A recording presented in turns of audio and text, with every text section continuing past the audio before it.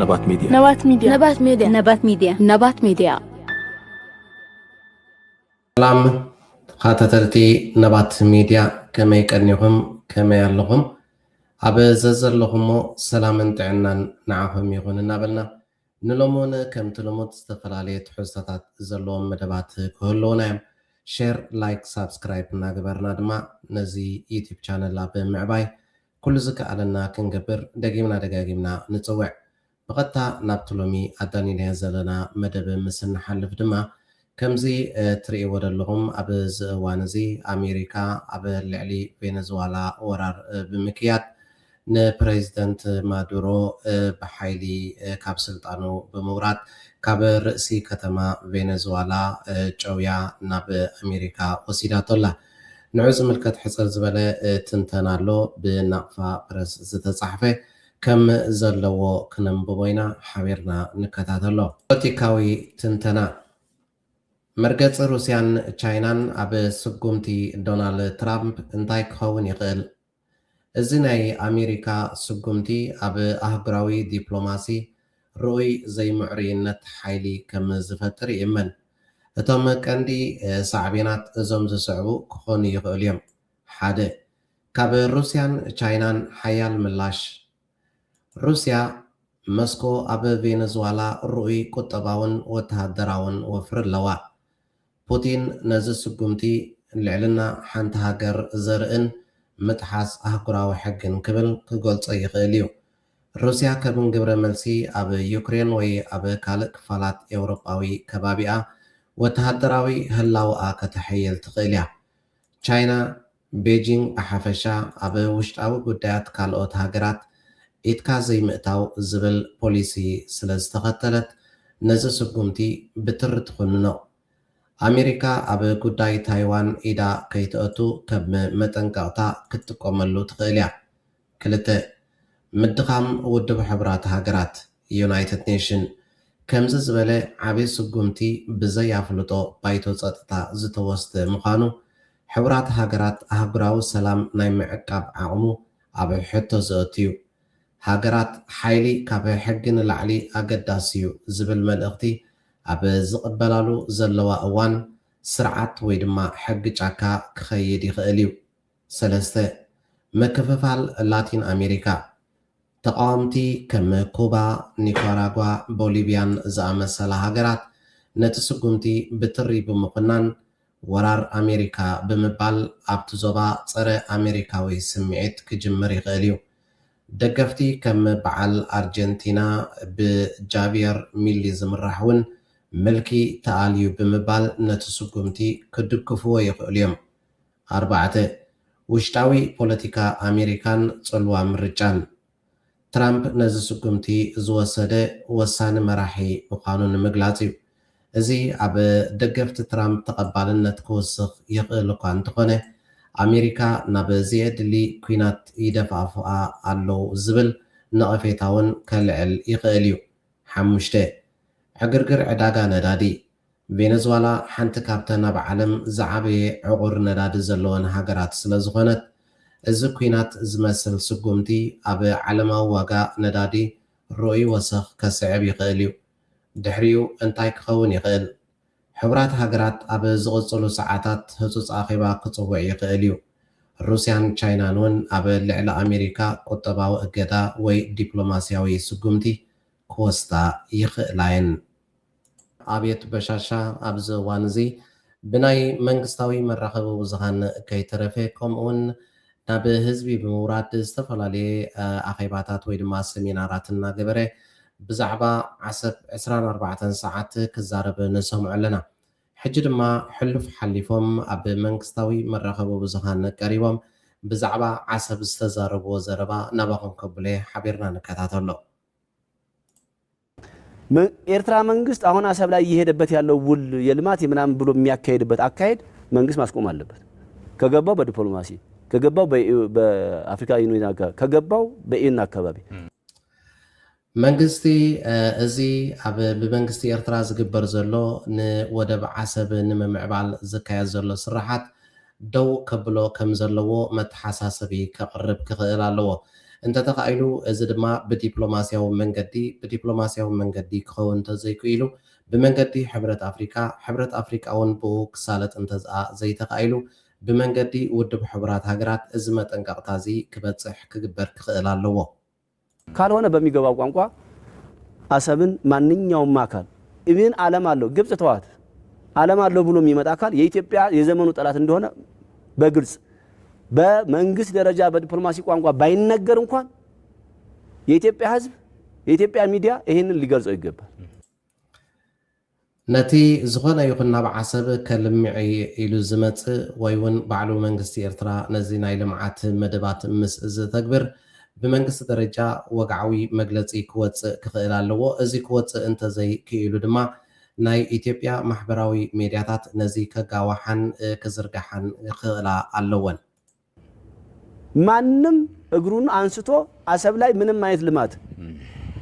የመብት ጥያቄ ሄሉን ጥያቄ እያነሳን እያለ ሌላ የባለፊነትና የመብት ጥያቄ ሊሰራ የሚችል አካል የኢትዮጵያ የዘመኑ ጠላት መንግስት ይሄን እድል ሊሰጣ ይገባል። ግሩም ነው። አብዘዋን እዚ ናይ ባህሪ ዋንነት ሕቶ አልዒልናሉ አብዘለና ግዜ ወይ ድማ ሰዓት ዝኾነ ይኹን ትካል ዝኾነ ይኹን መንግስቲ ንዓሰብ ከማዕብለሉ እንተዳ መጽዩ ናይ ኢትዮጵያ ቀንዲ ጸላኢ ምዃኑ ክሕበር ክኽእል ኣለዎ ይብለና ኣሎ። ንዘይፈልጦም ሰብ ክርድኦም ንዘይከኣለ ሰብ እዚ ምፍርራሕ እዚ ይገርሞን ይድንፅዎን ይኸውን እዩ። እዞም ሰባት እዚኣቶም ግን ስርዓት ኣብየት በሻሻ ኣብ መሬት ዝወርደ ዘሎ ብፋኖ ከቢድ ስዕረትን ከምኡውን ከቢድ ናይ ኣፅዋር ምምራኽን ከምኡውን ሰራዊቱ ኣብ ዝተፈላለዩ ውግኣት እናተማረኹ ንቀይሕ መስቀል ይርከብሉ ኣብ ዘለዉ ሰዓት ዕምሩ እናሓፀረ ኣብ ዝኸደሉ ሰዓት እታ መሸንቆቃ ድማ ኣብ ከሳዱ እናፀበበት ኣብ ትኸደሉ ዘላ ግዜ ብምዃኑ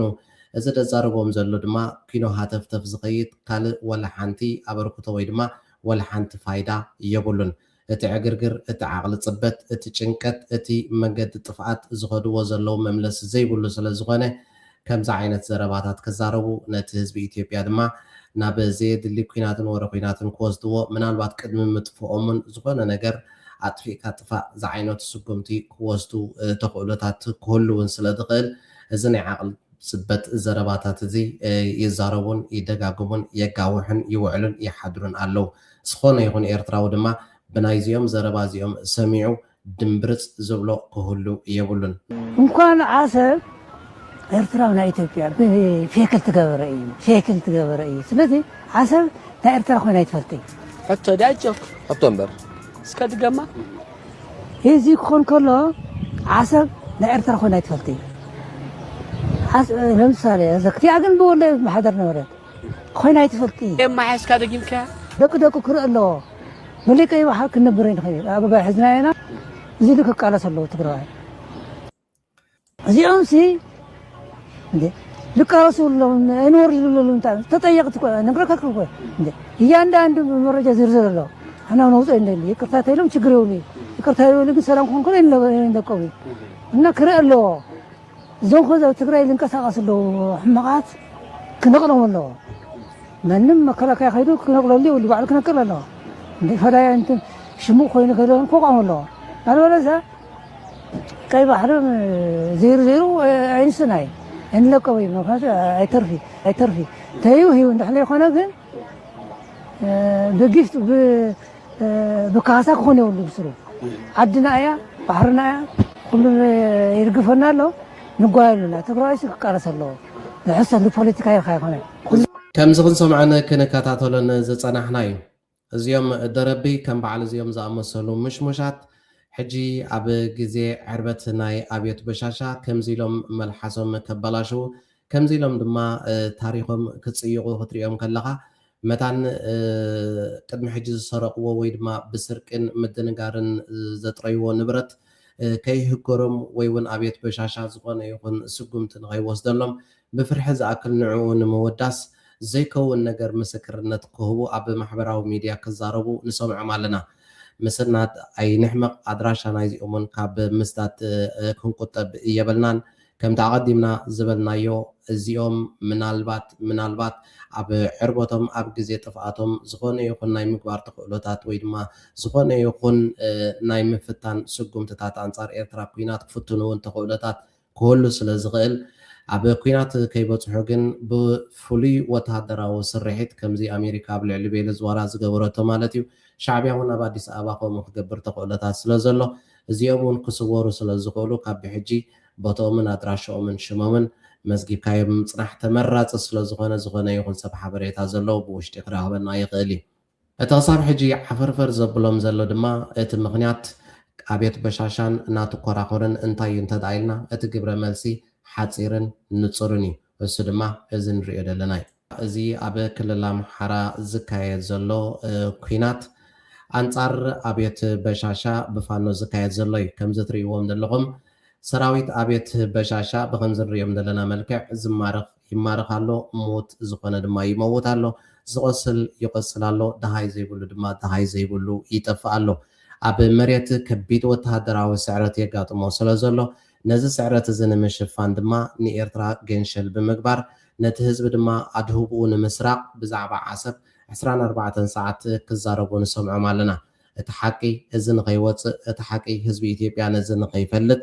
ነዚ ንምሽፋን እዩ ብዛዕባ ዓሰብ እናበለ 24 ሰዓት ብመንግስታዊ ይኹን ብካልእ ብውልቂ ናይ ዩቲዩበራት ይኹኑ ቲክቶከራት ይኹኑ ብዝተፈላለየ ናይ ማሕበራዊ ሚድያ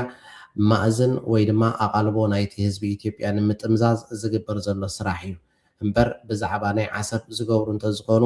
ዝምለስ እንተዝህልዎም ክሳብ ሕጂ ሓይሊ እውን እንተዝህልዎም ኣይመስፈሩናን ክሳብ ሕጂ እውን ደው ኣይመበሉናን ግን ቦኮ ስለ ዝኾኑ ዝገብርዎ ነገር ስለ ዘይብሎም ጠፋሻት ስለ ዝኾኑ ውዱቃት ስለ ዝኾኑ ናብ ምብትታን ገጾም የምርሑ ስለ ዘለው እታ ሓንቲ ክገብርዋ ዝኽእሉ ምፍካር ነቲ ህዝቢ ኢትዮጵያ ድማ ምድንጋር እያ ካልእ ዝገብርዎ ነገር የብሎምን እዚ ከዓ ፃርፃር ዘብሎም ዘሎ ብመጨረሻ ሓደ ሓበሬታ ኣለና ክቡራት ተኸታተልትና እዞም ትሪእዎ ዘለኹም ሓውና ያው ካብ ዳባት ተመዛዊሎም መፅኦም ሎማዓንቲ ያው ምንኣስ ሓውካ ድ ነይሩ ምንኣስ እዩ ተጎዲእዎ ዘለው ካብቶም ዳባት ዝነበሩ ተመዛበልቲ ኣሕዋትና እዮም ስለዚ ኩላኹም በብዓቕምኹም ክትሕግዝዎ ኣካውንቱ ኣብ ስክሪን ይኹን ኣብቲ ኣሽሙ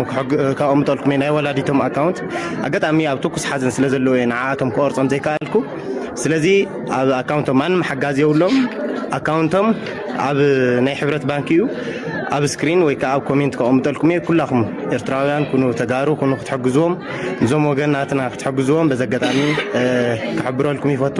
ማንም ሓጋዝ የብሎም ኣብ ከተማ ሽረ እንዳስላሴ ሎማዓንቲ ኣትዮም ሎማዓንቲ እዩ ምንኣስ ሓው ካብ ፎቅ ኤሌክትሪክ ሒዝዎ ፀዲፉ ሲኢኖሞ ዘለዉ ማለት እዩ ስለዚ ናይ ወላዲቱ ኣለምነሽ ትበሃል ኣለምነሽ መንድያ መጀመርያ እዚ ትዛረቦ ዘለኻ ዘረባ ሓቅነት እንተደኣ ኣለዎ ኮይኑ ነቲ ዝሞተ ህፃን ትብሎ ዘለኻ ወዲ 12 ዓመት ኤርትራዊ ይኹን ትግራዋይ ይኹን ኢትዮጵያዊ ይኹን ብዘየገድስ እንታይነቱ መንግስተ ሰማይ የዋርሶ እቲ ንሕና ንዛረበሉ ደሊና ዘለና ግን ንምንታይ ኢኹም ብስም ኤርትራ ሸቐጥ ብስም ኤርትራ ልመና ብስም ኤርትራ ኣብ ዝተፈላለዩ ማሕበራዊ ሚድያታት ክሰርሑ ትውዕሉ ዘለኹም እንተደኣ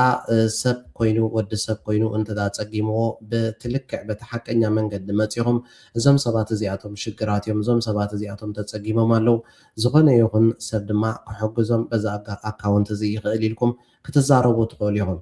ዘየለ ነገራት ሸር ምባል እሞ ድማ ብስም ኤርትራውያን ግን ኣቋርፅዎ ንብል ኣለና ብተደጋጋሚ ካብ መርትዖ ንምዃን ድማ ነታ ኣካውንት ዝብላ ደሎ ናይ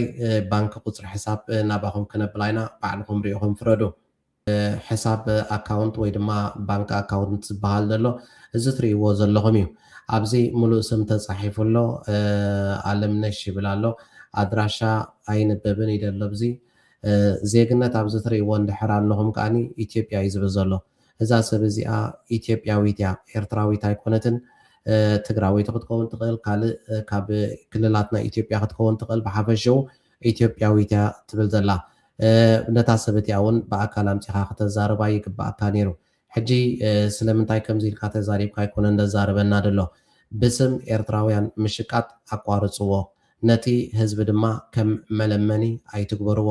ከም መሸቀጢ ኣይትግበርዎ ክንብለኩም ኢና ንደሊ እንተቲ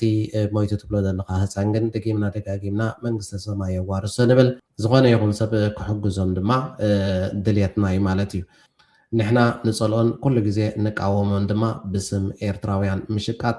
ግደፍዎ ጥራይና ንብለኩም ዘለና ሎሚ ኣዳሊናዮ ዝነበርና መደባት ነዚ ዝተኻተተልኩሞ ይመስል ነይሩ ኣብ ቀጻሊ ብካልእ ፍልይ ዝበለ መደባት ክሳብ ንራኸብ ኣብ ዘዘለኹሞ ሰላምን ጥዕናን ንዓኹም ይኹን ብሩክ ለይቲ نبات ميديا